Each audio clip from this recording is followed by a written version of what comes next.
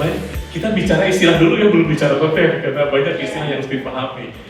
Lalu, pengajaran bahasa Inggris yang lazim yang kita lakukan adalah pertama listening biasanya, speaking, reading, writing, ditambah grammar gitu ya.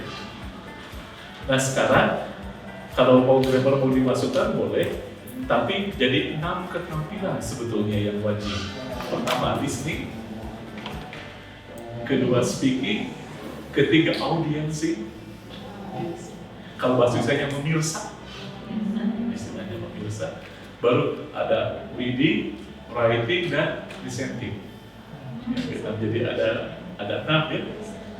Sehingga saya ulang ya, listening, speaking, audiensing,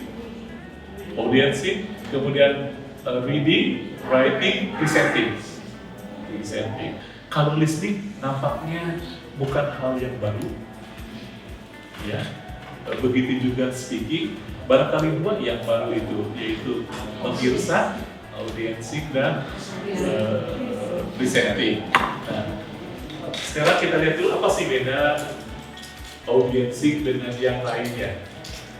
Ibu Bapak kalau listening itu kan cukup inderanya telinga ya.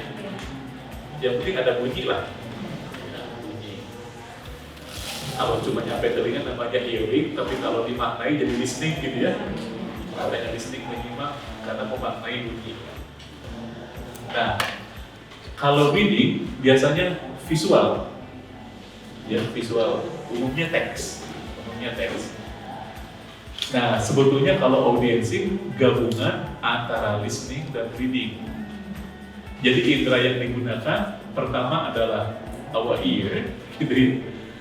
Kemudian our eyes, dan sebetulnya sih lebih banyaknya di benak ya. Jadi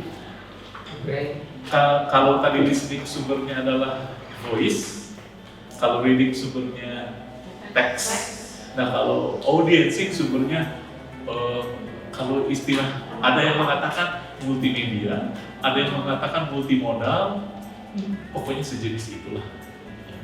Jadi medianya adalah media multimedia. Jadi ada gambar, ada bunyi, gambarnya gambar gerak, dan lain-lain. Pokoknya multimedia.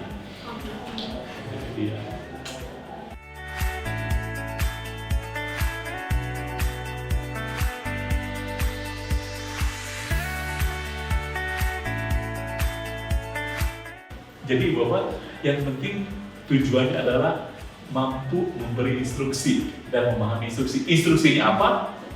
Serumit apa? Nah itu yang disesuaikan. Seperti itu. Maka itu kita kan mendampingi anak. Nah, mendampingi anak itu supaya masuk ke sini bisa memproduksi teks. Sulitnya di mana?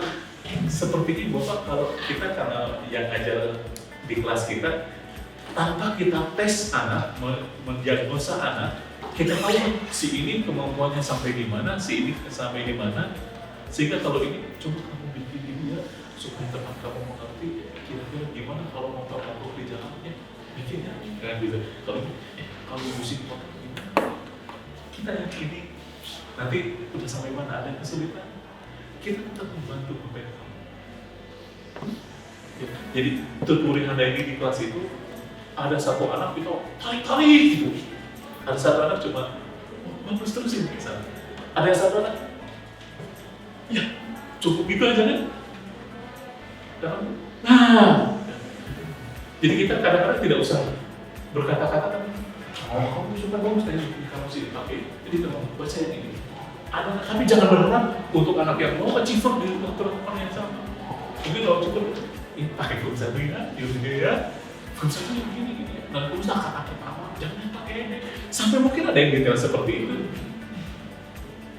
Ini kan bukan kata kerjanya, itu yang bisa dilakukan pakai B-nya nih. Kalau kira-kira nggak bisa dilakukan fisik ya, nah dulunya pakai B. Untuk anak tertentu boleh jadi memang kita butuh memberi dasar. Anak tertentu cukup Oh coba ambil dari itu, so jadi Allah. Cukup untuk memberi instruksi seperti itu. Misalnya kalau prosedur. Sehingga joint construction of the text itu membimbing anak betul-betul sesuai dengan apa yang dia butuhkan.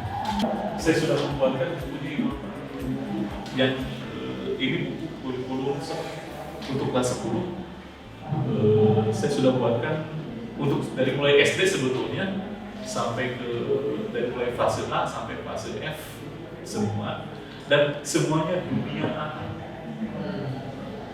Dunia anak itu disesuaikan dengan lingkungannya dan perkembangan mental, usia mental.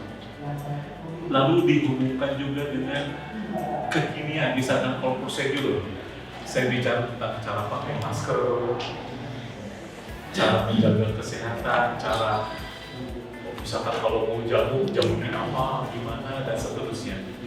Kan narasi itu dongeng ya. Kita mencari dongeng kemana gitu? Kebanyakan ya Cinderella lagi, terus apa gitu ya?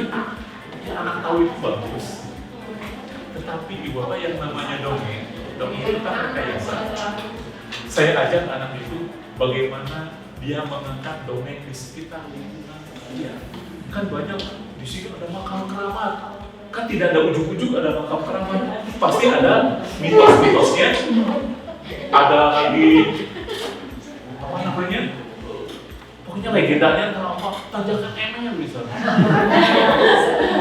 Nah, saya kesimpul diri bagaimana anak bisa menginventarisir dan bangga kalau dia punya cerita. Ceritanya mau masuk akal atau tidak, pokoknya di lingkungan saya itulah ceritanya seperti itu. Dan anak mampu mengungkapkan. Tanjakan Bapak.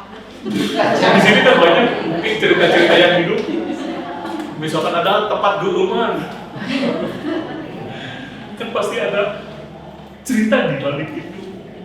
Misalkan anak, Pak Mami, kenapa Pak Mami? Anak sampai harus berpikir kritis, kenapa Pak Mami? Nah itu yang diceritakan. Tidak berarti anak harus mengakui kebenaran dari ininya. Dari situ dia ada kritis, tapi yang penting dia mampu menceritakan dongeng di lingkungan dia.